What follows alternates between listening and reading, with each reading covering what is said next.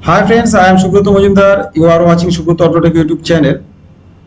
आज जो सब्जेक्ट लेके यहाँ पे चर्चा करेंगे ये बहुत ही इम्पोर्टेंट है हम लोग के लिए, जिनके नाम है TPMS, tyre pressure monitoring system. गाड़ी में हम लोग ये सिस्टम को क्यों इस्तेमाल किया है, इसके पीछे क्या कारण है, और ये लाइट क्यों जलते हैं, तो इसके बारे में थोड़ा हम लोग चर्चा करते हैं। जो tyre pressure monitoring system maximum time में हम लोग जो फॉलो करते हैं, गाड़ी के अंदर जो टायर प्रेशर प्रॉपर तरीके से डलना चाहिए ये नहीं होता है। अगर जब भी यहाँ पे टायर प्रेशर प्रॉपर तरीके से नहीं रहता है, टायर प्रेशर कम रहता है, लो प्रेशर रहता है, तब ये क्लस्टर मीटर के ऊपर हम लोग देखते रहता है, यहाँ पे ये टीपीएमएस बोल के एक सिंबल आ जाते हैं, ये लाइट जलते रहता है। ये वही इंडिकेशन दे रहा है टायर प्रेशर जो एग्जैक्ट होना चाहिए वो प्रेशर डालने के लिए ये बता रहा है। तो ये जो सेंसर जो हम लोग इस्तेमाल किया है, ये चारों चक्का में हम लोग इस्तेमाल किया है, और इनके साथ एक कंट्रोल मॉड्यूल इस्तेमाल किया है जो डैशबोर्ड के अंदर रहता है। ये मैं जो बता रहा है ये हुंडई गाड़ी के बारे में बता रहा है, और यहाँ पे कोई वायर नहीं है, वायरलेस है। यहाँ पे जो सेंसर लगा हुआ है उसमें कोई वायर नहीं है, उसमें सर्किट रहता है। जो सर्किट के साथ कंट्रोल मॉड्यूल यहाँ पे जो कनेक्शन जो रहता है, जो कम्युनिकेशन कंट्रोल मॉड्यूल के साथ रहता है, वो रेडियो फ्रीक्वेंसी माध्यम से यहाँ पे ये कम्युनिकेशन करते हैं। और ये टायर प्रेशर इसीलिए हम लोग प्रॉपर तरीके से मेंटेन होना चाहिए, और ये लाइट भी इंडिकेशन करते हैं, क्योंकि ये टायर प्रेशर कम रहने की वजह से ये मैक्सिमम टाइम में हम लोग देखता है ये जो टायर जो रहता है उसका लाइफ जो रहता है ये बहुत कम हो जाते, ये जल्दी जल्दी टायर खत्म हो जाते। तो इनके लिए नंबर 2 इनके ऊपर डिपेंड है सस्पेंशन, और सबसे ज्यादा जो इम्पोर्टेंट है आज के दिन में वो है फ्यूल माइलेज। यहाँ पे अगर टायर प्रेशर कम रहने की वजह से भी ये एक तो टायर खराब होता है, दूसरा आ रहा है ये माइलेज भी घट जाते। नेक्स्ट पॉइंट जो आ रहा है यहाँ पे, तो ये लाइट तब भी चलते हैं जब प्रेशर कम रहता है टायर के अंदर। तो ये प्रेशर अगर प्रॉपर तरीके से हम लोग डाले, इसके बाद अगर लाइट आ जाते तो क्या करना चाहिए, उसका प्रोसीड्यूर क्या है, तो वो लेके थोड़ा चर्चा हम लोग करेंगे यहाँ पे। और यहाँ पे ये भी मैं बता रहा है, क्योंकि ये जब लाइट जलते तो चारों चक्का में एज पर स्पेसिफिकेशन, जो गाड़ी में स्पेसिफिकेशन रहता है उसी हिसाब से उसमें टायर प्रेशर फर्स्ट डालना है। उसके बाद यहाँ पे 2 तरफ हम लोग इसको लैंडिंग करा सकता है। एक के नाम है ऑटो लैंडिंग, और दूसरा आ रहा है उसमें आईडी डाल के उसको रजिस्ट्रेशन करना होता है।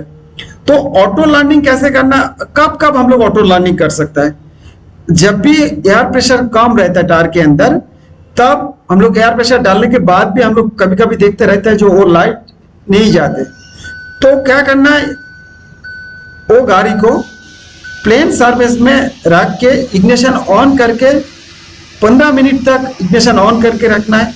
उसके बाद गाड़ी स्टार्ट करके 25 किलोमीटर पर आवर के ऊपर थोड़ा किलोमीटर चलाने के बाद ये ऑटोमेटिकली लाइट चला जाएंगे।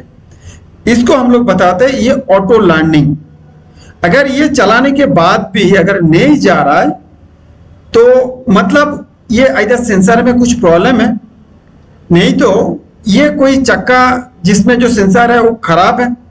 तो मैं एक एक करके उसके बाद मैं जा रहा है जो जो रजिस्ट्रेशन करना होता है।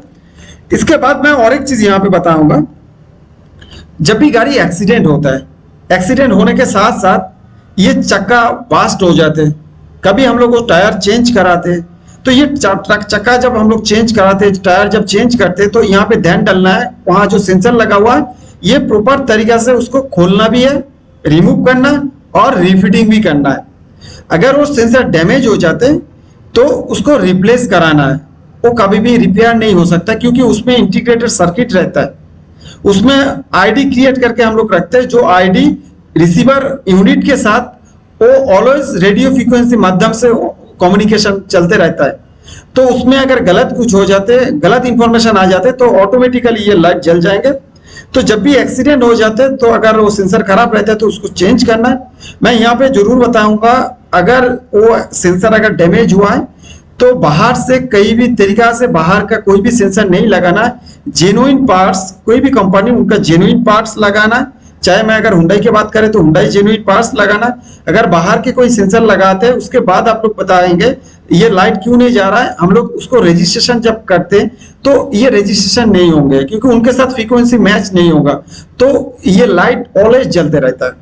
और जब हम लोग फिटमेंट करें यहाँ पे भी ध्यान डालना है, सही तरीका से सही दिशा में उसको फिटिंग होना चाहिए। अगर प्रॉपर तरीके से अगर फिटमेंट नहीं होता है तब भी ये प्रॉब्लम आ जाएंगे। और ये जो sensor tyre pressure monitoring sensor है, इनके अंदर भी एक बैटरी रहता है, ये डैमेज रहने से ये अगर लो बैटरी अगर चार्ज रहता है तब भी ये लाइट जल जाता है, तो ये थोड़ा ध्यान में रखना है।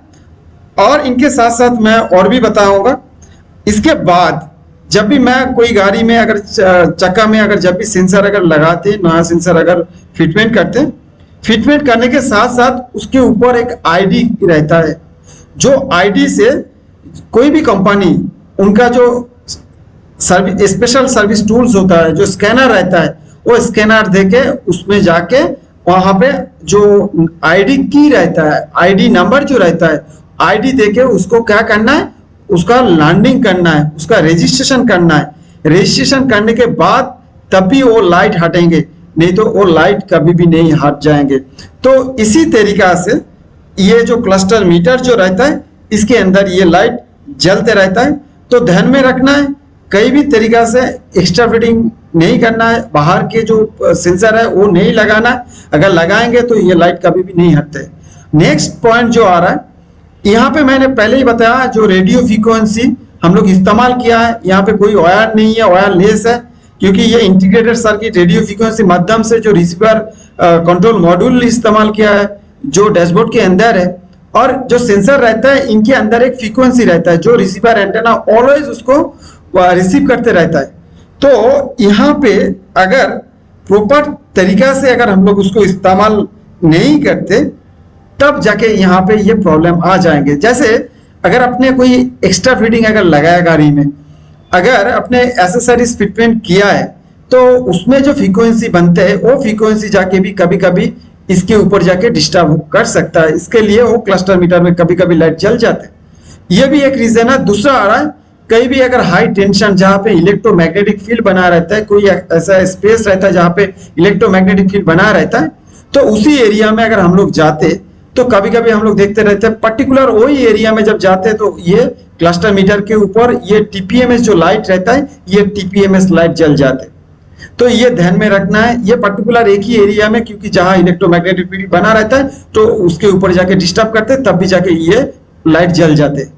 तो यहाँ पे मैं जितने भी आप लोग के साथ शेयर किया, चर्चा किया, जितने भी जानकारी है मैंने आप लोग के साथ शेयर किया। अगर अच्छा लगा है तो वीडियो सब्सक्राइब कीजिए, जो नोटिफिकेशन बटन है उसको प्रेस करके रखिए। अगर कोई भी कमेंट्स है कमेंट्स भी डालिए। अगर वीडियो अच्छा लगा है तो लाइक और शेयर जरूर कीजिए। Thank you watching for Subrata Autotech YouTube channel.